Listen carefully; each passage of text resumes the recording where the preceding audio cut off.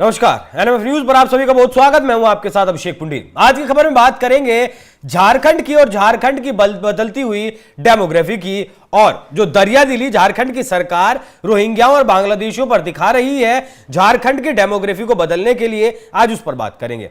सरकार को कई तरह से डिटेल्स दी जा चुकी हैं कि किस तरीके से रोहिंग्या और बांग्लादेशी प्रदेश में आ रहे हैं और यहाँ की जो संस्कृति है उसे खत्म कर रहे हैं। जैसे जैसे रोहिंग्या झारखंड में बढ़ते जा रहे हैं, वैसे वैसे जो यहाँ का आदिवासी समाज है उसे बेघर होना पड़ रहा है।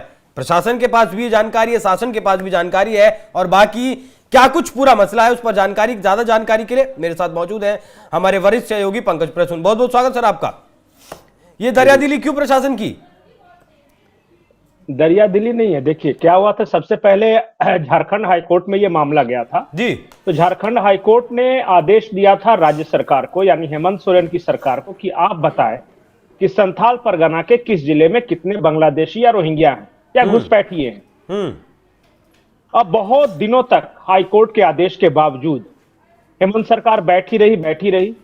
फिर हाईकोर्ट में मामला गया और फिर कहा कि देखिए हुजूर, आपने आदेश तो दे दिया पर राज्य सरकार आपकी बात सुन नहीं रही है।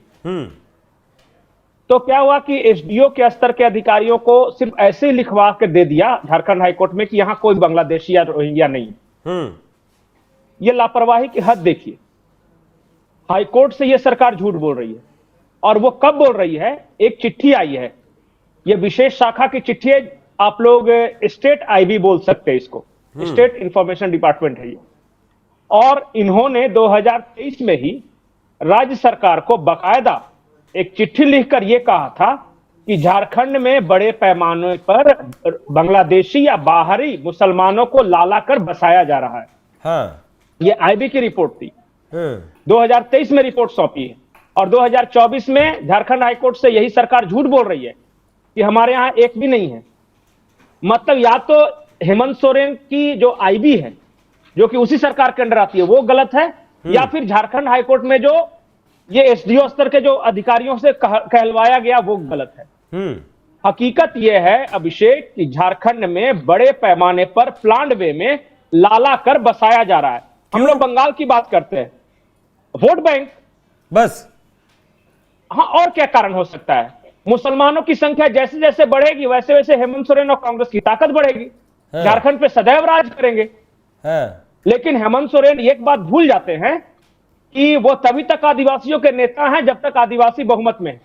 हाँ। उन इलाकों में जिसकी मैं बात कर रहा हूं जी। अच्छा, बरहेट से लड़ते हैं हेमंत सोरेन, अगर वहां मुसलमान आज ज्यादा संख्या में आ जाए तो हेमंत सोरेन नेता बन सकेंगे क्या? पाकुड़ में मुसलमानों की संख्या ज्यादा है, वहां झारखंड मुक्ति मोर्चा जीत के दिखा दे, वहां तो हमेशा मुस्लिम जीतेगा। आलमगीर जेल में है, अपनी पत्नियों को खड़ा किया, वही जीतेगा। ये समझ नहीं रहे। बाकायदा आईबी ने अपनी चिट्ठी में यह लिखा है कि आदिवासियों की संख्या कम हो रही है उन इलाकों में। यही तो भारतीय जनता पार्टी या तमाम पत्रकार या मीडिया हाउसेस बता रहे थे। अब ये सरकारी दस्तावेज आ गए कि भाई बताया था हमने, साल भर पहले बताया था, और इस रिपोर्ट को हेमंत सोरेन ने कूड़ेदान में फाड़कर फेंक दिया कि गलती से किसी दूसरे के हाथ लग जाएगा तो लेने के देने पड़ जाएंगे। तो अब कैसे रिपोर्ट बाहर आई है? आज की तारीख में सबसे बड़े एजेंट के रूप में उभरे हैं कि बांग्लादेशी रोहिंग्याओं के। आलमगीर आलम, सोचिए कि आलमगीर आलम करोड़ों रुपए के घपले घोटाले में जेल में है और उसकी पत्नी को कांग्रेस टिकट दे रही है। बाकायदा अगर कोई और देश होता तो देशद्रोह के आरोप में अब तक वो डिपोर्ट किए जा चुके होते, लेकिन यहां सीनियर नेता बन के बैठे हुए। बहुत अच्छा, ये चुनाव आयोग को बकायदा वोटर लिस्ट के साथ भारतीय जनता पार्टी ने सौंपी थी कि देखिए पिछली बार यहां वोटर लिस्ट में 12 मुसलमान थे, अब 119 हो गए। कौन से ऐसी महिला है जिसने एक साल में 100 बच्चों को दिया है जन्म? ये संभव है क्या? और वो जन्म देती वोटिंग करने लायक भी हो गए। हाँ, 19 में 12 लोग थे। हाँ। और 2024 में यानी 5 साल के अंदर 119 लोग हो गए वहां पे। यानी जरूर कोई ना कोई बाहर से आया है। कहां से आए हैं, कौन है, इस बारे में पता लगाने में क्या हर्ज है? ये तो सरकारी दस्तावेज की बात कर रहा हूं ना मैं आपको और उदाहरण बताता हूं। कोडरमा नाम का एक जिला है यहां। जब हेमंत सरकार की योजनाओं का लाभ दिया जाने लगा तो पता चला कि एक साल में एक महिला ने 13 बच्चों के नाम पे वो लाभ लिया है। मतलब डिलीवरी का था कि जब जब हॉस्पिटल में डिलीवरी होती है आपको 5 से 6 हजार रुपए मिलते हैं। 6,000 उस महिला ने 13 बच्चों को डिलीवरी दिया है एक साल में, उनको योजना का लाभ मिला है। हाँ। 78,000 रुपया उसने उठा लिया। अब बताइए संभव है ये तो सरकारी दस्तावेज हैं, ये तो भाई जो योजना का लाभ जिस महिला को मिला है उसका सब कुछ है ना। जाहिर तौर पर उसके बच्चे नहीं होंगे, अगर होंगे तो, या फिर फर्जी उठा रही होगी पैसे। जांच करने में क्या हर्ज है। ये 2011 की एक रिपोर्ट थी, वहां के डीआईजी कोई कौर थी, मुझे एग्जैक्ट नाम नहीं याद आ रहा है। उन्होंने बाकायदा टेलीविजन चैनल्स को, सरकार को यह बताया था कि 5,000 एकड़ सरकारी जमीन पर मुसलमानों की बस्तियां बस गई हैं। वो स्ट्रेटेजिक लोकेशन पे बस रहे हैं, जैसे हाईवे के किनारे। अगर कोई भाग के निकलना चाहे तो आपको मुस्लिम बस्ती से होकर निकलना पड़ेगा। बताइए कहां से जाइएगा। ये तो पुलिस प्रशासन की रिपोर्ट है। मैं अपनी ओर से कुछ कह ही नहीं रहा हूं, मैं नैरेटिव की बात ही नहीं कर रहा हूं। ये आपकी आईबी की जो रिपोर्ट है, आपके डीआईजी की जो रिपोर्ट है, उसके बाद जो वोटर लिस्ट में जो नाम आया है, इनकी मैं बात कर रहा हूं। हकीकत यह है कि पिछले 5 सालों में झारखंड में धर्मांतरण और अवैध घुसपैठ बड़े पैमाने पर हुआ है। बंगाल पे सबकी नजर है। ममता बनर्जी को हम ये कहें वो कहें, आज की तारीख में बंगाल को एक ट्रांजिट रूट की तरह इस्तेमाल कर रहे हैं। आते हैं बांग्लादेशी, कालियाचक, मालदा, मुर्शिदाबाद में कागजें बनवाते हैं, लेकिन वहां से मूव कर जाते हैं। वो अगर कोई अंधा हो जिसको दिखाई नहीं दे रहा हो तो चले मेरे साथ, मैं बताता हूं कि वो छोटा 407 मेटाडोर होता है ना जो सामान ढोने वाला, उसके डल्ले में भर के कैसे यहां पे रामगढ़ के पास आके बस्तियों में लोग आ रहे हैं। लेकिन हम जैसे लोग चिल्ला रहे, कुछ सुनने को तैयार ही नहीं है। और सब राजनीतिक लाभ हानि के तराजू से तोल रहे हैं। एक कह रहा है कि आप इसलिए मामला उठाते कि भाजपा को फायदा हो जाएगा, दूसरा ये कह रहा है कि तो गृह मंत्री क्या कर रहे हैं, पहले वो बांग्लादेश से भारत में घुसा तब तो झारखंड में आया, और यही चक्कर में झारखंड में बढ़ते जा रहे, कोई कुछ कार्रवाई नहीं कर रहा। आपको पता है भारत में पाकिस्तान है? नहीं मालूम। जामताड़ा में जहां इरफान अंसारी एमएलए है, वहां एक पूरी की पूरी बस्ती का नाम पाकिस्तान है, बोर्ड बाकायदा लगा के रखा है। ये सब बातें में हम किसको बोले भाई। पुलिस प्रशासन जो है राज्य सरकार का, वो कहता है कि भैया नौकरी करनी है, वहां जाएंगे तो मार देगा। उस बस्ती में प्रशासन की नजर नहीं पड़ी? सबकी नजर है कि हर किसी को। अच्छा बताइए, अंधे को भी आप जाके उस इलाके में छोड़ दीजिए, पता चल जाएगा कि कौन है। और सरकार की इतनी बड़ी मशीनरी है, पता नहीं चल रहा। अगर पुलिस प्रशासन नहीं चाहे तो सड़क किनारे कोई ठेला तक नहीं लगा सकता। और यहां 5,000 एकड़ में अवैध बस्तियां बस गई मुसलमानों की। वो जो पत्थर घोटाला हुआ था साहेबगंज में 1,000 करोड़ का, आप देखिए उन क्रशर्स में कौन काम कर रहा है। जाइए बात कीजिए। अरे सैकड़ों बार गए हैं लोग, रिपोर्टिंग की है, सब कुछ दिखाया है, फोटो दिखाया, वीडियो दिखाया है, लेकिन नहीं मानना है तो नहीं माना है, क्योंकि वो वोट बैंक है, मुसलमान है, वो कांग्रेस को देते हैं इसलिए उनको कुछ नहीं करो। हेमंत सोरेन को वोट देते हैं इसलिए हम हाईकोर्ट के आदेश के बावजूद हाईकोर्ट में हम झूठ बोल देंगे। और इस देश का कानून इतना लचर है कि मुख्यमंत्री को सजा तक नहीं दे सकता कि आपने कोर्ट के अंदर झूठ क्यों बोला। यह धर्मशाला है। और जिसको नहीं यकीन है, आज भी जिसको शक लग रहा है कि झारखंड में बांग्लादेशी या रोहिंग्या नहीं है, चलिए मैं आपको दिखाता हूं। मैं चैलेंज कर रहा हूं आपके चैनल से, ओपन मतलब ऑन एयर चैलेंज है मेरा। और जाके उस इलाके में आप वीडियो कैमरा खोल के देख लीजिए, मार देंगे। एक बार जाके आप लाहौर में रिकॉर्डिंग कर सकते हैं, लेकिन जाके पाकुड़ के कुछ इलाकों में, मुगलपाड़ा वगैरह में जाके आप कर लीजिए, मुस्लिम बस्तियों में। गई तो थी एक राजधर्म वाली कोई रिपोर्टर, घेर लिया उसकी गाड़ी को, यहां कैसे आ गए। ये हाल है वहां। आज अगर उन लोगों ने डिसाइड कर दिया ना कि आज के बाद हम भारत में नहीं रहेंगे, ये आज से हम बांग्लादेश का पार्ट है, तो सेना उतारनी पड़ेगी। इन पुलिस वालों से नहीं संभलेगा वो, इतनी संख्या। लेकिन किसी को कुछ परवाह ही नहीं है। घुसपैठिए हो गए तो बीजेपी का मुद्दा हो गया, और पता चला कि रोहिंग्या बांग्लादेशी आ गए तो एक का वोट बैंक हो गया। नारे लग रहे हैं कि ईसाई कसाई हमारा है। अब बताइए, इस तरह का कोई चुनाव होता है क्या? कल एक इरफान अंसारी एमएलए है कांग्रेस का। अभिषेक ध्यान से इस बात को सुनिएगा जी।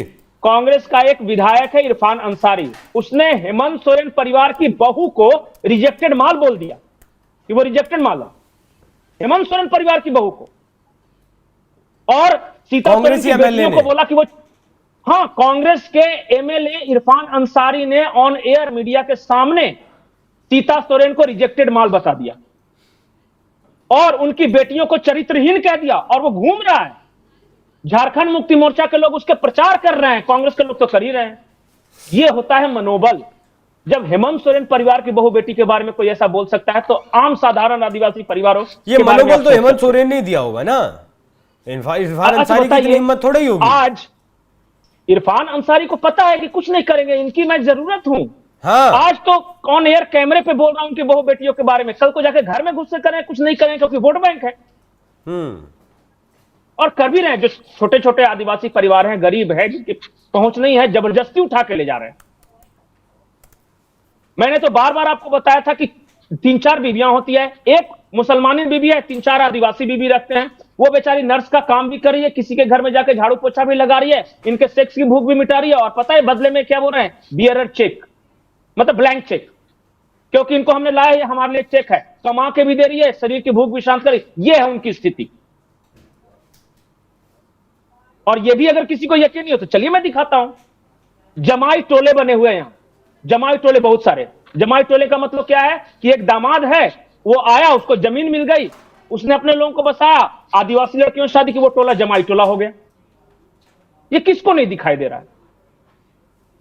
लेकिन आंख रहते अंधे, मतलब मैं मानूंगा ही नहीं। और कुछ लोगों तो ऐसा है कि मैं बीजेपी से इतनी नफरत करता हूं कि मेरी बहू बेटी को भी उठा के ले जाए फिर भी मैं नहीं दूंगा।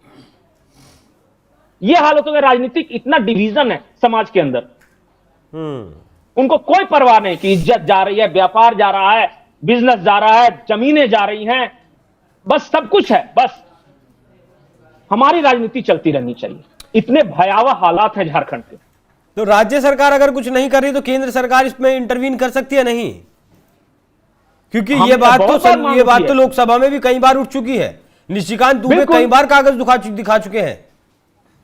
नहीं, बाकायदे होना तो ये चाहिए था ना कि यहां राष्ट्रपति शासन लगा के एनआरसी करवा दे, गिनती कि कौन भारत का नागरिक है कौन नहीं है। ये सिंपल सा एक प्रशासनिक प्रोसेस से करवा दे। लेकिन उनको भी रिकॉर्ड बनाना है कि नरेंद्र मोदी जी ने अपने 15 साल के कार्यकाल में एक भी राज्य सरकार बर्खास्त नहीं किया। तानाशाही का टैग लग जाएगा ना उनपे, इसलिए वो भी डर रहे हैं। वो तो लगा हुआ है पहले ही।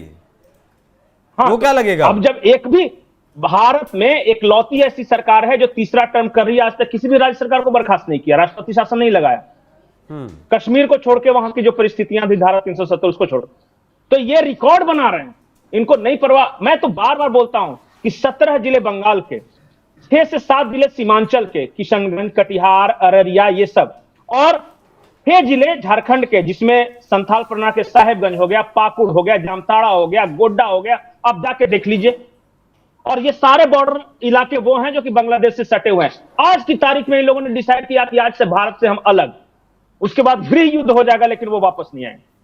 और नहीं संभाल पा रहे हैं इस चीज को, राजनीतिक चश्मे से देख रहे हैं। और गृह मंत्रालय की तो कहना ही नहीं है। इनका तो आरोप ही है झारखंड मुक्ति मोर्चा का कि कैसा बॉर्डर है, बांग्लादेशी घुस रहे, तभी तो हमारे यहां आ रहे हैं। घुसने से पहले रोकना है ना, वो तो डिपार्टमेंट अमित शाह के पास है। अब यही चल रहा है दोनों तरफ से कि राज्य करे या फिर केंद्र करे। राज्य केंद्र पर ठीकरा फोड़ रहा है और केंद्र जो है गृह मंत्रालय जो राज्य सरकार पर ठीकरा फोड़ रहा है।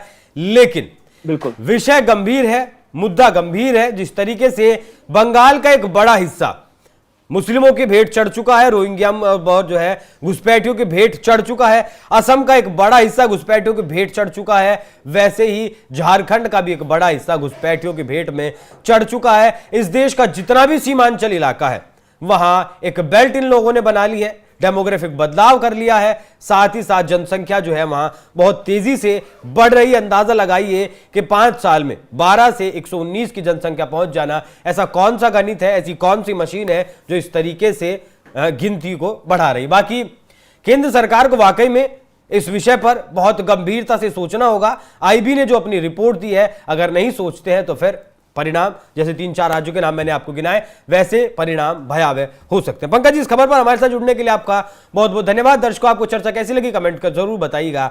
धन्यवाद।